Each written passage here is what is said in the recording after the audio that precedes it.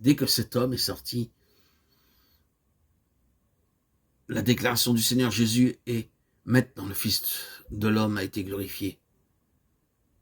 Que signifie ceci? C'est la réponse de Dieu à tout ce qui précède. Dieu a un autre homme dont le chemin doit être entièrement différent de cette tragédie, de cette trahison qu'a été celle de Judas, de cette sombre calamité. Un fils de l'homme qui peut être glorifié. Dieu a préparé son propre homme pour remplacer cet autre homme dès qu'il a atteint sa fin. Et quelle fin funeste! Apercevez-vous, vous, ce qui est représenté dans la fin de Judas?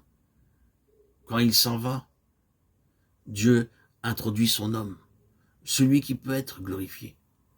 Voyez-vous pourquoi le Seigneur Jésus a choisi Judas? Voyez-vous pourquoi c'est au moment où il fut sorti que Jésus a dit « Maintenant, le Fils de l'homme a été glorifié ». Il y a celui qui représente l'homme, Adam, et ce à quoi il est parvenu, en dépit de toute la grâce et la miséricorde de Dieu qui se trouve à sa disposition. C'est ce qu'il devient, à moins qu'il y ait en lui quelque chose d'autre que lui-même. Et au moment même où cette nature, cette race, cet homme est montré dans tout son caractère affreux, dans toute sa manifestation, levant son talon traîtreusement contre le Dieu de toute grâce, au moment même où cet homme, atteignant sa pleine mesure, sort dans les ténèbres, dans la nuit éternelle. Dieu commence son nouveau jour en introduisant son nouvel homme pour remplacer l'autre. Quel est le secret? Quel genre d'homme sera glorifié? Nous avons considéré l'homme qui ne peut pas être glorifié, qui sort dans les ténèbres. Il faisait nuit, Jean 13:30. Quel genre d'homme est celui qui peut être glorifié? Quel est le principe et le secret de sa glorification? C'est que Dieu se trouve en lui. Quelle est la glorification du Seigneur Jésus?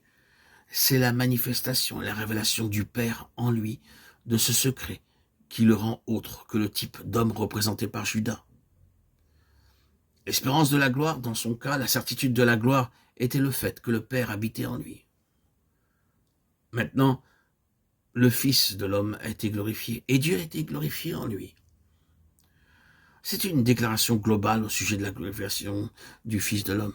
Il est remarquable que cette déclaration se trouve dans l'évangile de Jean, dans lequel le Seigneur Jésus est, d'une manière prééminente, présenté comme le Fils de Dieu.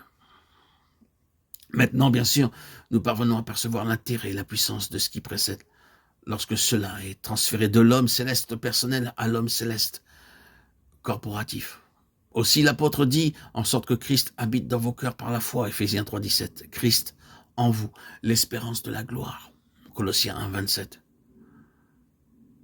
Nous lisons au début de la lettre aux Éphésiens que nous sommes une habitation de Dieu en esprit, 2:22.